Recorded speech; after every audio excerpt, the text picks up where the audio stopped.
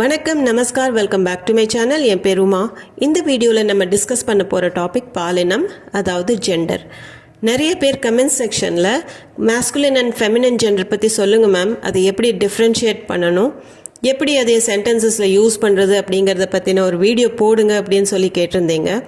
நான் அது கண்டிப்பாக போடுறேன்னு சொல்லாமல் ஐ வில் ட்ரை மை பெஸ்ட்டுன்னு தான் நான் சொல்லியிருக்கேன்.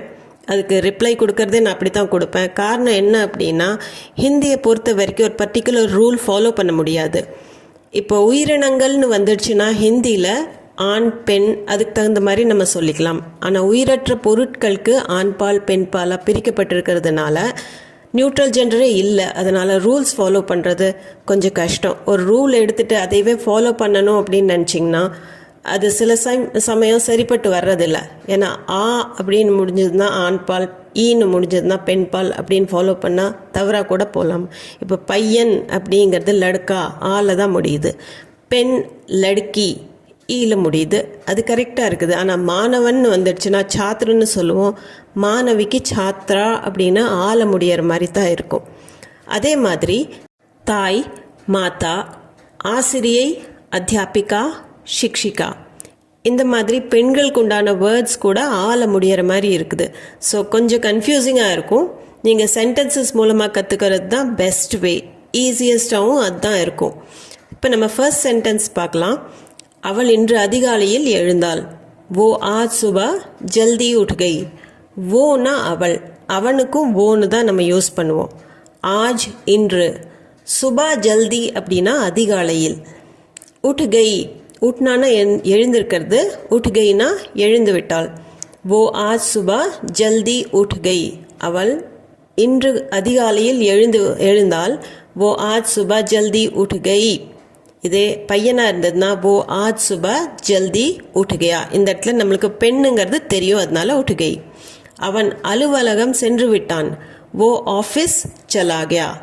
ஓ இந்த இடத்துல அவன், ஆஃபீஸ் அலுவலகம், சலா கயா அப்படின்னா சென்று விட்டான். சலா கயா அப்படிங்கிறது நம்ம ஆண்க்கு யூஸ் பண்ணுறதுனால சலா கயான்னு வரும். இப்போ ஓ ஆஃபீஸ் சலா கயா, அவன் அலுவலகம் சென்று விட்டான். நம்மளுக்கு இந்த இடத்துல இதை ஆணை பற்றி பேசுகிறோம் அப்படின்னு தெரியறதுனால ஓ ஆஃபீஸ் சலா கயா. இதே பெண்ணை பற்றி சொல்லணும்னா ஓ ஆஃபீஸ் சலி கை அப்படின்னு வரும். மயில் நடனமாடியது, பீகாக் டான்ஸ் பண்ணுச்சு அப்படின்னு சொல்கிறதுக்கு இது ஆண்மயிலை நம்ம குறிப்பிட்டு சொல்லும்போது மோர் நாச்சா. ஹிந்தியில் ஆண்மயிலுக்கு மோர்னு பேர். ஸோ மோர் அப்படின்னா ஆண்மயில், நாச்சானா நடனமாடியது, மோர் நாச்சா. இதுவே பெண் மயிலாக இருந்ததுன்னா, மயில் நடனமாடவில்லைன்னு சொல்லணும் அப்படின்னா மோர்னி நெஹி நாச்சி. இப்போ ஆணுக்கு நம்ம மோர்னு யூஸ் பண்ணோம், பெண்ணுக்கு மோர்னி அப்படின்னு யூஸ் பண்ணியிருக்கோம். ஸோ இதில் நம்மளுக்கு அந்த டிஃப்ரென்ஸ் தெரியும். மோர்னா ஆண், மோர்னினா பெண். அப்போது மோர்னி நஹி நாச்சி அப்படின்னு முடிப்போம். மோர்னி நஹி நாச்சி. இதுவே இன்று கத்திரிக்காய் சப்ஜி தயாரிக்கப்பட்டுள்ளது அப்படின்னு நம்ம சொல்கிறோம். ஆஜ் பேங்கன் கி சப்ஜி பனி ஹை. ஆஜ்னா இன்று, பேங்கன்னா கத்திரிக்காய். பேங்கன் கி சப்ஜி அப்படின்னா கத்திரிக்காய் பொரியல் அப்படிங்கிற அர்த்தம். சப்ஜினா ஆக்சுவலாக காய்கறின்னு தான் அர்த்தம். பட் சப்ஜின்னு நம்ம சொல்லும்போது உணவில் அது பொரியல் மாதிரி. ஸோ பேங்கன் கி சப்ஜி, சப்ஜி பெண்பாலாக இருக்கிறதுனால பனி ஹை அப்படின்னு தான் வரும். தயாரிக்கப்பட்டுள்ளது பனி ஹை. ஆஜ் பேங்கன் கி சப்ஜி பனி ஹை. பேங்கன் ஆண்பால் இருந்தாலும் நம்ம சப்ஜி பற்றி பேசுறதுனால பேங்கன் கி சப்ஜி, என்ன தயாரிக்கப்பட்டிருக்குது, சப்ஜி. ஸோ ஆஜ் பேங்கன் கி சப்ஜி பனி ஹை. அவன் காய்கறி சாப்பிடவில்லை. உஸ்னே சப்ஜி நஹி காய். உஸ்னே அப்படின்னா அவன் அல்லது அவளுக்கும் உஸ்னேன்னு தான் நம்ம யூஸ் பண்ணுவோம். சப்ஜி காய்கறி, நஹி காய் அப்படின்னா சாப்பிடவில்லை. உஸ்னே சப்ஜி நஹி காய். இந்த இடத்துலையுமே சப்ஜி அப்படிங்கிறது பெண்பால் அப்படிங்கிறதுனால காய் அப்படின்னு தான் முடியும். உஸ்னே சப்ஜி நஹி காய். உஸ்னே சப்ஜி நஹி காய், அவன் காய்கறி சாப்பிடவில்லை.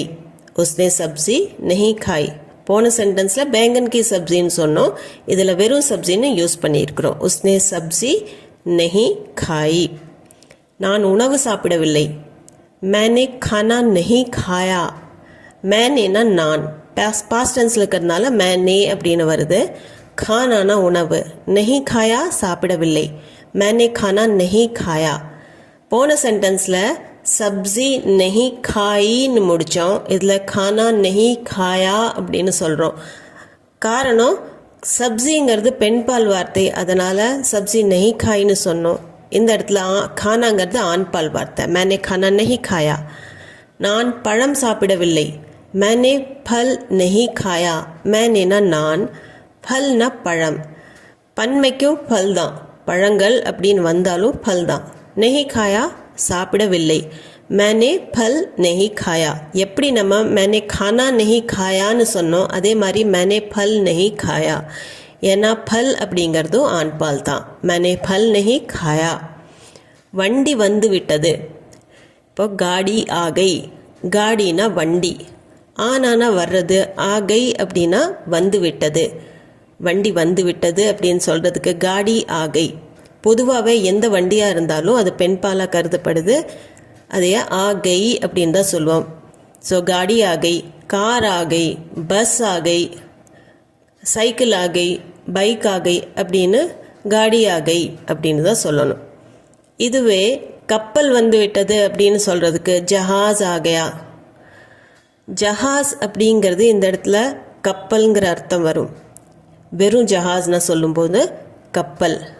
ஆ கயா வந்து விட்டது, ஆனானா வர்றது, ஆகையானா வந்து விட்டது. ஜஹாஸ் ஆண்பால், அதனால் ஜஹாஸ் ஆகையா. காடி ஆகைன்னு சொல்லுவோம், ஜஹாஸ் ஆ கயான்னு சொல்லுவோம். அதே மாதிரி விமானம் வந்து விட்டது அப்படின்னு சொல்கிறதுக்கு ஹவாய் ஜஹாஸ் ஆகையா. இப்போது ஜஹாஸ்னா கப்பல்னு சொன்னோம், ஹவாய் ஜஹாஸ் அப்படிங்கும்போது அது விமானம். ஹவானா காற்றுன்னு அர்த்தம். ஹவாய் அப்படிங்கும்போது காற்றில் பறக்கிறதுனால ஹவாய் ஜஹாஸ். ஸோ விமானத்துக்கு தான் ஹவாய் ஜஹாஸ். ஆகயா வந்து விட்டது, ஜஹாஸ்னு யூஸ் பண்ணதுனால ஆகயான்னு தான் வரும். ஹவாய் ஜஹாஸ் ஆகயா. கடை திறந்திருக்கிறது, துகான் குலி ஹை. துகான்னா கடை, குலா ஹோனா அப்படின்னா திறந்திருக்கிறது, கோல்னானா திறக்கிறது. குலி ஹை அப்படின்னு ஏன் சொல்கிறோம் அப்படின்னா துகான் பெண்பால், குலா ஹேன்னு இங்கே வராது. துகான் குலி ஹை, இது ஆள முடியலனாலும் துகான் அப்படின்னு வரும்போது அது பெண்பால். துகான் குலி ஹை. நான் பேனா வாங்கினேன், மேனே கலம் கரீதி. மேனேனா நான், இது பாஸ்ட் டென்ஸில் என்ன வாங்கினேன் அப்படிங்கிற அர்த்தத்தில் வரும்போது மேனே. கலம்னா பேனா, கரீதினா வாங்கினேன். கலம் வந்து பெண்பால் வார்த்தை, அதனால் மேனே கலம் கரீதி அப்படின்னு தான் முடிக்கணும். இதுவே நான் பேனா வாங்கினேன்க்கு மேனே பென் கரீதான்னு இங்கிலீஷ் வேர்ட் நம்ம யூஸ் பண்ணுறோம், பென் அப்படிங்கிறது. அப்போது மேனே பென் கரீதா அப்படின்னு தான் வரும். ஏன்னா பென் அப்படிங்கிறது ஒரு ஆண்பால் வார்த்தையாக மாறிடுது இங்கிலீஷில் யூஸ் பண்ணும்போது. கலம் கரீதின்னு சொல்லுவோம், பென் கரீதா. மேனே கலம் கரீதி, மேனே பென் கரீதா அப்படின்னு அது மாறிடும்.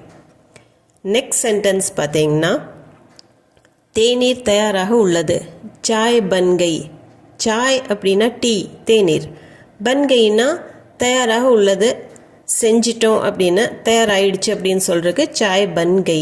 சாய் பெண்பால் வார்த்தை, அதனால் சாய் பன்கை. தேநீர் தயாராக உள்ளது, சாய் பன்கை. இதுவே அவள் ஆப்பிள் ஜூஸை பிழிந்தாள், உஸ்னே சேப் கா ஜூஸ் நிகாலா.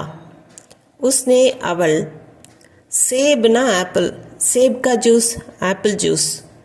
நிகாலா அப்படின்னா இந்த இடத்துல எடுக்கிறதுக்கு, பிழிந்தால் அப்படின்னு சொல்கிறதுக்கு எடுத்தால் அப்படின்னு தான் ஹிந்தியில் சொல்லுவோம். ஜூஸ் நிகாலா, உஸ்னே சேப் கா ஜூஸ் நிகாலா. இந்த இடத்துல ஜூஸ் நீர் ஆகாரமாக இருந்தாலும் ஜூஸ் ஆண்பாலாக மாறிடுது. சாய் பன்கைன்னு சொல்கிறோம் பெண்பாலுக்கு, சேப் கா ஜூஸ் நிகாலா அப்படின்னு வரும். உஸ்னே சேப் கா ஜூஸ் நிகாலா. அடுத்தது தண்ணீர் ஓடுகிறது, பானி பெஹ் ரஹா ஹை. பானி அப்படின்னா தண்ணீர், பெஹனா அப்படின்னா ஓடுறது. தமிழில் ஓடுறதுன்னு சொல்லுவோம், ஹிந்தியில் பெஹனா அப்படின்னு சொல்கிறது. பானி பெஹ் ரஹா ஹை. பானிங்கிறது ஆண்பால் வார்த்தை, இது ஈல முடிஞ்சாலும் ஆண்பால் வார்த்தையாக இருக்குது. அதனால தான் பானி பெஹ் ரஹா ஹைன்னு வரும், ரஹி ஹேன்னு வராது. பானி பெஹ் ரஹா ஹை.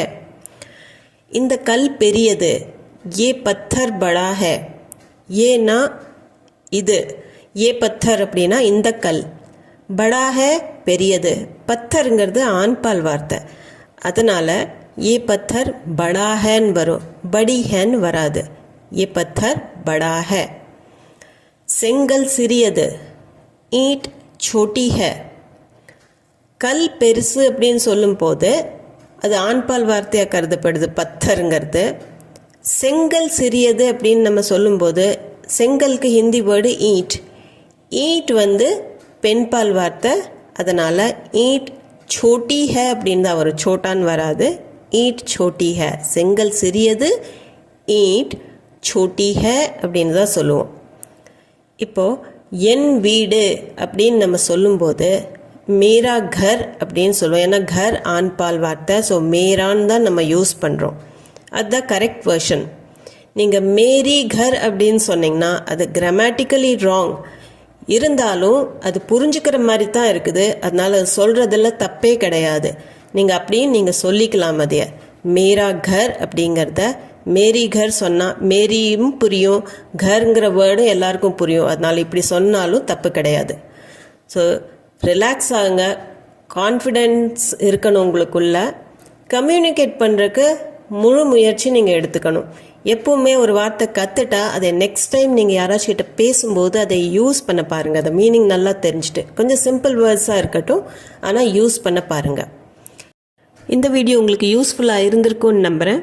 இது சம்மந்தமான டவுட்ஸ், கொஸ்டின்ஸ், உங்கள் ஃபீட்பேக் எதுவாக இருந்தாலும் கமெண்ட் செக்ஷனில் கண்டிப்பாக கமெண்ட் பண்ணி சொல்லுங்கள். அது போக நம்ம சேனலுக்கு நீங்கள் புதுசாக இருந்தீங்கன்னா சப்ஸ்கிரைப் பட்டன் அமுத்தி கண்டிப்பாக சேனலை சப்ஸ்கிரைப் பண்ணிக்கோங்க. இந்த வீடியோ பிடிச்சிருந்தால் லைக் அண்ட் ஹைப் கொடுத்துட்டு உங்கள் ஃபேமிலி அண்ட் ஃப்ரெண்ட்ஸ் சர்க்கிளில் யாராச்சும் ஹிந்தி தேவைப்பட்டதுன்னா கண்டிப்பாக ஷேர் பண்ணிக்கோங்க. மீண்டும் ஒரு வீடியோவில் சந்திப்போம். தேங்க்யூ ஃபார் வாட்சிங்.